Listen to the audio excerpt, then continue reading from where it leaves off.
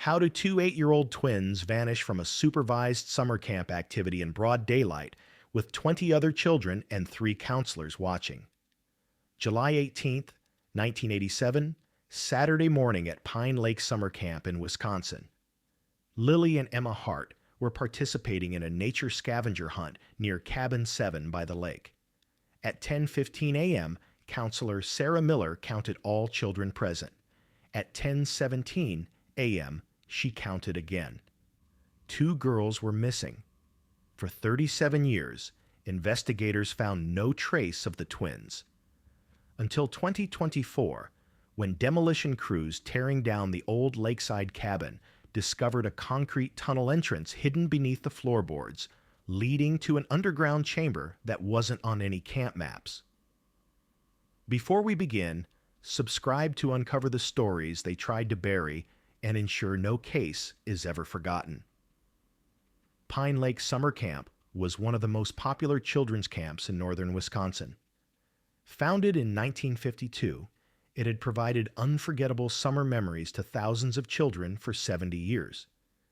The camp was situated on 50 acres of forested land along the shore of beautiful Pine Lake. The crystal clear lake was embraced by pine-covered hills. The chirping of birds, the whisper of wind through leaves, the lapping of lake waves on shore. Pine Lake was a natural paradise. There were 12 cabins, a dining hall, sports fields, boats, and canoe facilities. Open every summer from June through August, it served children ages 6 to 14. Each season, approximately 200 children came to camp. Families had been sending their children there for years. Trust and tradition were Pine Lake's foundation. The summer of 1987 was special for Pine Lake. The camp was celebrating its 35th anniversary. Special events were planned. Former campers were invited. Cabin 7 was right on the lake shore, the most popular cabin because the view was perfect. Waking up in the morning, you'd see the lake and forest through the window. At sunset, the lake sparkled orange and pink. The cabin was wooden, classic camp architecture, handmade furniture, wood scent. Inside were 8 bunk beds, could accommodate 16 children. There was a small bathroom and shower area. Simple but comfortable. On the walls were names of old campers, memories carved over the years. The Hart family lived in Madison, Wisconsin, a middle-class family. Mother Rebecca Hart was 34, an elementary school teacher. She taught 3rd grade at Lincoln Elementary. She loved teaching children, was patient and kind. Father Daniel Hart was 36, a lawyer. He worked at a law firm, specialized in family law. They had twin daughters, Lily and Emma, 8 years old, going into 2nd grade. They had a nice house in a Madison suburb, white picket fence, swing set. They looked like the perfect American family. Lily and Emma were identical twins. Distinguishing them was very difficult. Both were blonde-haired, blue-eyed, freckle-cheeked, adorable children. Same height, same weight. Mother Rebecca sometimes confused them. The only difference was a small birthmark. Emma had a tiny mark behind her left ear. Lily didn't. But their personalities were different. Lily was more social and talkative, a leader, brave, always front and center in school plays, first to raise her hand in class. Emma was quieter and shy, but very thoughtful and kind. She loved reading books, cared about animals. They were inseparable, always played together, slept in the same room at night. Friends called them twin power. Lily and Emma had a special bond, understood each other without words. In early June, Rebecca and Daniel decided to send their daughters to Pine Lake Summer Camp. Rebecca's childhood friend Susan had sent her daughter there and raved about it. Best camp experience, kids learn independence, immersed in nature, safe. Rebecca hesitated a bit. Her daughters had never been away from home, but Daniel said, "It'll be a good experience. They'll socialize, gain confidence." The camp was 2 weeks, would start July 15th, end July 29th. Lily and Emma were very excited. They looked at the camp brochure, imagining swimming, canoeing, campfire songs. It would be their first camp experience. On Wednesday, July 15th, Rebecca and Daniel dropped their daughters off at camp. They left early in the morning. The drive from Madison to Pine Lake took 3 hours. At the camp entrance was a large wooden sign, Pine Lake Summer Camp, loving children for 35 years. They were assigned to Cabin 7. The cabin had a total of 16 girls, ages 7 to 9. The cabin counselor was Sarah Miller, a 22-year-old college student. She was studying child education at University of Wisconsin-Madison, had been counseling at Pine Lake for 3 years, energetic, smiling, responsible, experienced, and loved children. When Rebecca said goodbye to her daughters, her eyes welled up. Be good. Take care of each other. Listen to the rules. I'll think of you every evening. Lily and Emma hugged their mother. We'll miss you, Mom, but we're going to have so much fun, Lily said. Emma nodded silently, wrapped her arms around her mother's neck. Mom, I'm going to miss you so much, she whispered. Rebecca kissed them, tried not to cry. The first 2 days were wonderful. Lily and Emma took swimming lessons, paddled canoes, did crafts, went on nature walks. In the evenings, they gathered around the campfire, singing songs, roasting marshmallows. Every evening at 7, they called Rebecca, told her their adventures. Mom, we swam in the lake today. It was so fun, Lily said. I saw a frog. It was so cute, Emma said. Rebecca relaxed. Her daughters were happy. The camp was great. Saturday morning, July 18th, was sunny and warm. The sky was deep blue, no clouds. Temperature would reach 75 degrees Fahrenheit, a perfect summer day. At breakfast, the girls ate eggs, bread, fruit. They were cheerful in the dining hall, chatting with other girls. After breakfast, the daily schedule was announced. At 10 a.m., there would be a nature scavenger hunt activity for the Cabin 7 girls. Sarah Miller and 2 assistant counselors, Jessica Rodriguez and Tom Chen, would lead the activity. Jessica was 20, in her second year at Pine Lake. Tom was 23, a biology student, nature expert. The scavenger hunt was a camp tradition. Children had to find specific objects in nature, pine cones, a red leaf, white stones, bird feathers. The first team to finish would win a prize, extra dessert, and special badges. At 9:45 a.m., the 16 girls gathered in front of Cabin 7. Sarah explained the rules. Okay, girls, you'll be 8 teams, 2 people per team. Here's the treasure list. You'll put everything you find in your bag. Don't go far from the cabin. Maximum 100-meter radius. Always stay together. Never leave your teammate alone. If you hear the whistle, return immediately. Understood? Yes, the girls shouted excitedly. Lily and Emma were, of course, on the same team. They looked at each other and smiled. We're going to win, Lily said confidently. Emma nodded. Yes, we're the fastest team. At 10 a.m., the activity started. Sarah blew the whistle. Begin. Teams scattered in different directions. Some went into the forest, some toward the lake. Lily and Emma headed toward the lake shore, not into the forest because Emma found the dark woods a bit scary. Sarah watched them, checking on each team. Jessica and Tom also followed the other girls. Everyone was within sight. Security protocol was tight. At 10:15 a.m., Sarah saw all the children. All were busy, checking their lists. Lily and Emma were by a tree, collecting leaves. The list said red leaf, so they were looking for reddish leaves. Sarah looked at them. Everything was normal. The twins looked happy. They were safe.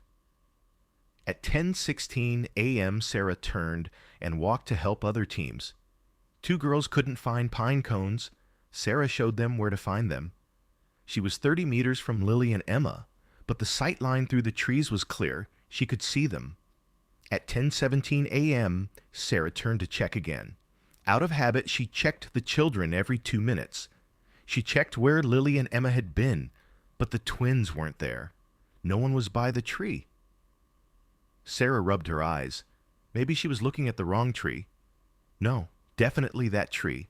The big pine, by the lake. But Lily and Emma were gone. Sarah didn't panic at first. Maybe they'd moved to another tree a few meters away. "Lily! Emma!" she called cheerfully. No answer. Sarah started walking, went to the tree, looked around. The twins weren't there. Looked behind bushes. They weren't there. Looked toward the lake. They weren't there. Sarah now began to worry. Her heart raced. "Lily! Emma? Where are you? This isn't a game. Answer me." Her voice was louder, panicked. Jessica and Tom heard her voice, ran over immediately. "What's wrong, Sarah?" Jessica asked breathlessly. "Lily and Emma." "I can't see them. They were just here. I swear they were here." The three counselors began searching. They told the other girls, "Everyone gather here. Nobody move. Sit down." Tom blew the whistle 3 times. Emergency signal. They started searching for Lily and Emma. Around the cabin, along the lake, in the forest, everywhere. Searched for 10 minutes. Shouted, whistled. The twins were gone, as if they'd sunk into the ground. At 10:30 a.m., Sarah ran to inform camp director Frank Peterson. Frank was 55, gray-haired, experienced. He'd been running Pine Lake for 20 years, seen dozens of summers, thousands of children. But he'd never experienced anything like this. 2 children, under supervision, disappeared in 2 minutes. Impossible. Frank immediately initiated emergency protocol. All camp personnel were mobilized. 50 people began searching. Every cabin, every building, every area was scanned. Lakeshore, dock, boats, canoe area, forest trails, sports fields, everything was checked. Everyone was looking for Lily and Emma. At 11 a.m., police were called. Officer David Torres from Bayfield County Sheriff's Department arrived. David was 35, had been a police officer for 10 years. He listened to the situation and understood its seriousness. 2 8-year-old girls disappeared from a supervised activity in 2 minutes? This isn't a normal disappearance. This could be an abduction. David requested backup. Within an hour, 20 police officers, volunteer search teams, canine dogs arrived. Systematic search began. Every square meter of the camp area, forest depths, lakeshore was scanned. Dogs tried to track Lily and Emma's scent. The girls' beds, clothes were given to smell. Dogs started from cabin 7, went to the lakeshore, reached the tree, but then the scent disappeared, as if the girls had vanished into the air at that spot. At noon, the Hart family was notified. Frank Peterson called Rebecca. Rebecca was making lunch in the kitchen. The phone rang. "Hello? Mrs. Hart, this is Frank Peterson, Pine Lake Camp Director." Rebecca immediately tensed. "Yes? Are my daughters okay?" Frank couldn't say it without hesitation. "Mrs. Hart, I have bad news. Lily and Emma, during an activity this morning, they're missing. We can't find them." Rebecca almost dropped the phone. "What? What do you mean missing? How can they be missing? They were under supervision." "Yes, they were. But they disappeared in 2 minutes. We're searching with police now. We're scanning everywhere." Rebecca screamed. "Where are my daughters? Who took them?" She was in panic. Her world was collapsing. Daniel was at the office. Rebecca called him.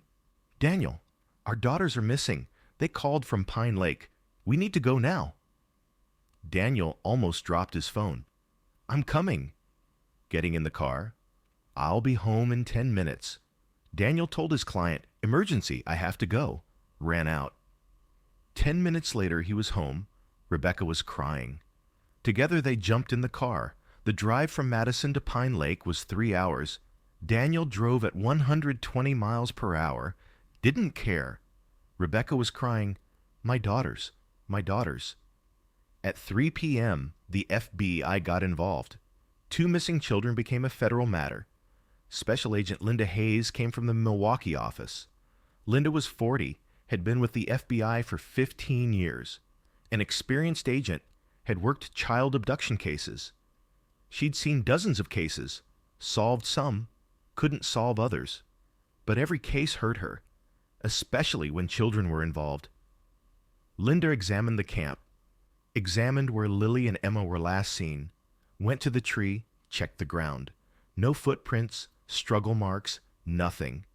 Thoroughly scanned cabin 7, every corner, every closet, under every bed. But there were no clues. The twins had vanished as if into thin air. At 6 p.m., Rebecca and Daniel arrived at camp. Rebecca was collapsed, her face bright red, eyes swollen. "Where are my daughters?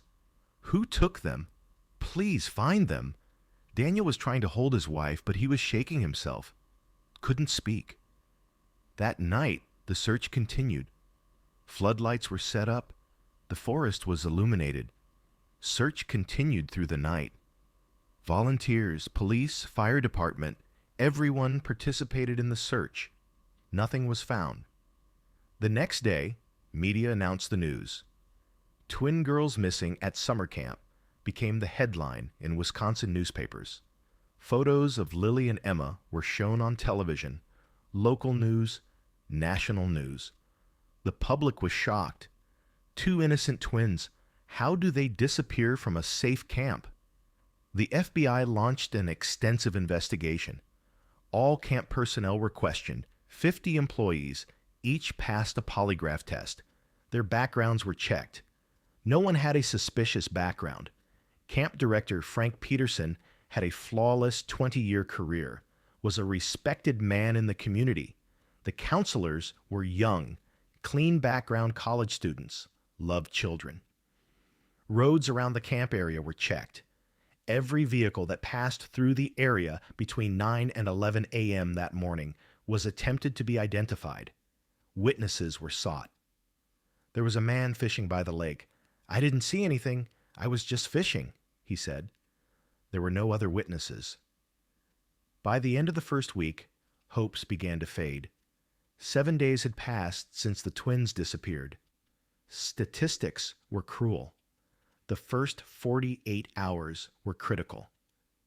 After a week, the probability of finding them dropped dramatically.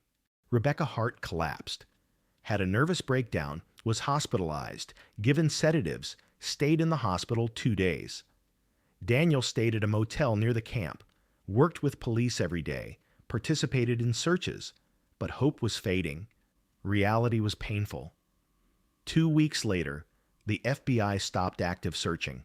The case was moved to cold case category, but wasn't closed, just active resources were withdrawn. Detective Torres never forgot the case. Until retirement, every year he'd open the file, review it again. On every anniversary, he'd call the Hart family, "Still working on it, we'll never give up." Pine Lake Summer Camp was never the same again. At the end of 1987, the season closed early. Families took their children back, were scared. Summer 1988, registration dropped 80%.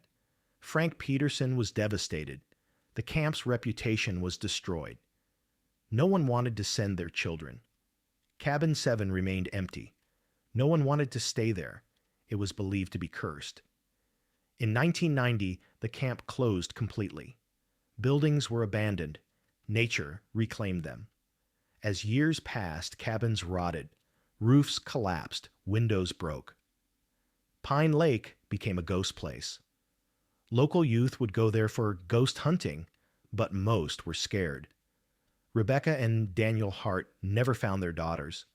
Rebecca quit teaching, fell into depression, got treatment, but didn't improve. She left her daughter's room as it was. Every day would go there, cry. In 2015, she died of a heart attack. Her last words were, "I want to see Lily and Emma." Daniel died in 2020 from Alzheimer's disease. Before dying, he still asked, "Where are my daughters? I need to find them." In spring 2024, the Wisconsin State Parks Department decided to renovate the Pine Lake area. They would demolish the old camp buildings, build a nature park, hiking trails, picnic areas in their place. The demolition project started in April. In May, the demolition crew came to Cabin 7. The cabin was now on the verge of collapse. Dangerous. The roof had fallen. They brought in machinery. The cabin began to be demolished from the outside. Worker Mike Anderson was cleaning the cabin interior when he noticed the wooden floor. One section looked different. The boards were newer. The rest was rotted, but this section was in better condition. Even the color was different. Mike got curious, lifted the boards. Underneath was a concrete cover, 3 feet square. There was a metal ring to pull. Mike was shocked. "Boss, Tony, come here. I found something weird."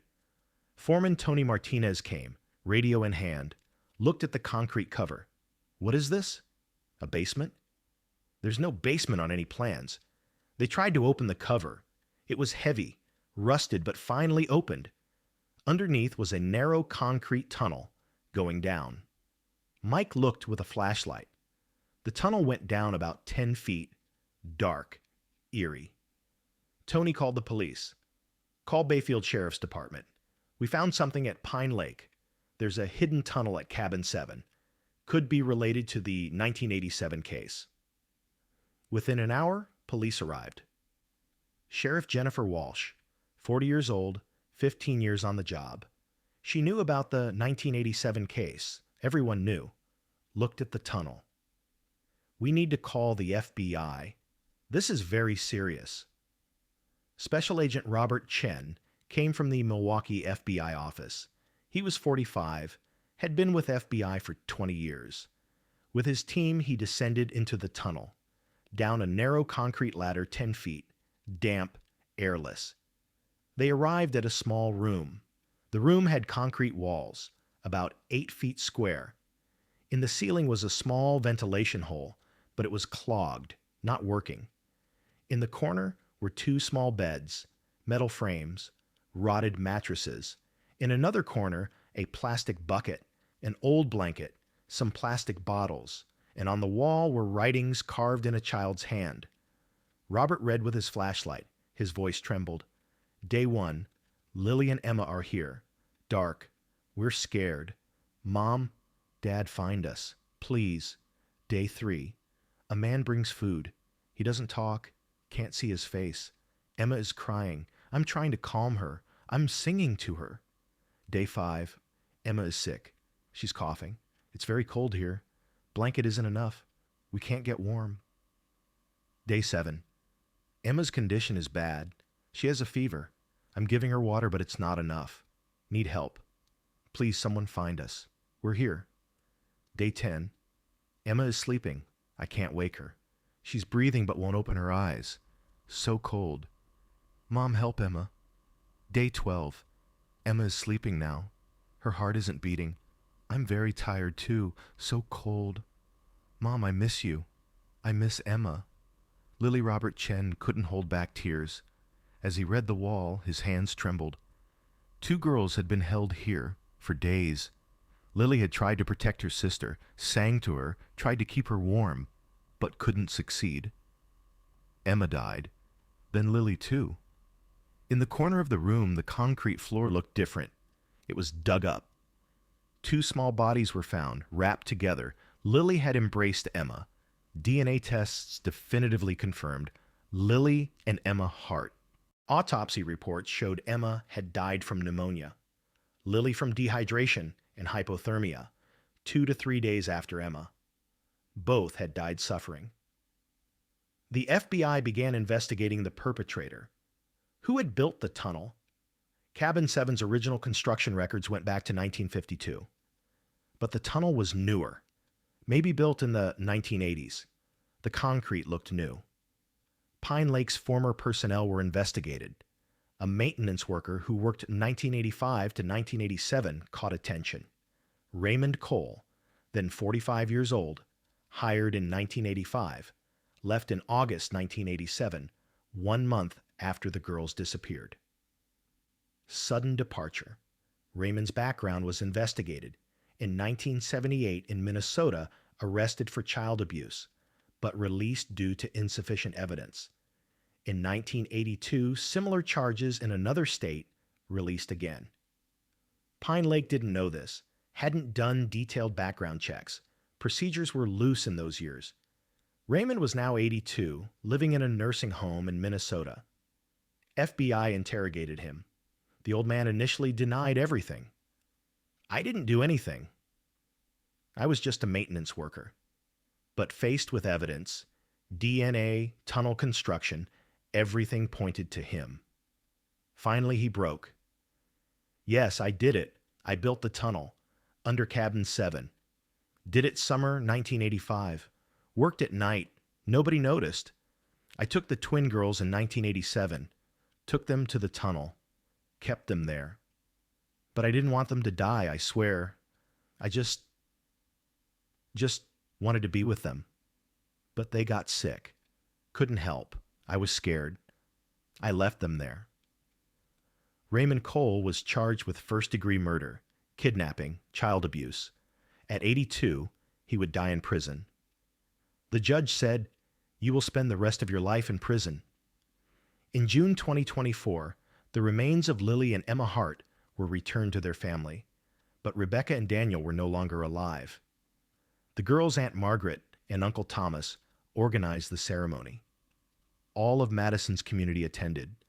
2 small white coffins, covered with pink and purple flowers. Margaret gave a speech. "Lily and Emma, you were lost 37 years ago, but you were never forgotten. Today, you finally find peace. Your mother Rebecca and father Daniel are waiting for you in heaven. Now you're together as a family." A memorial park was built at the Pine Lake site. A granite monument was erected where cabin 7 had been. On it was written, "Lily and Emma Hart, 1979 to 1987, 2 twin sisters together forever." Their photos were engraved. They were smiling.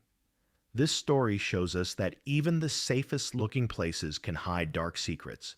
Pine Lake Summer Camp was a happy place. Children's laughter, songs, memories, but beneath it, a monster had built a secret dungeon. Lily and Emma were innocent victims, just 2 twins who wanted camp fun. Lily protected her sister until the end, sang to her, held her, but couldn't save her. The truth emerged 37 years later. Justice came late, but it came. 2 twin sisters finally found peace together. No forgotten story is truly forgotten.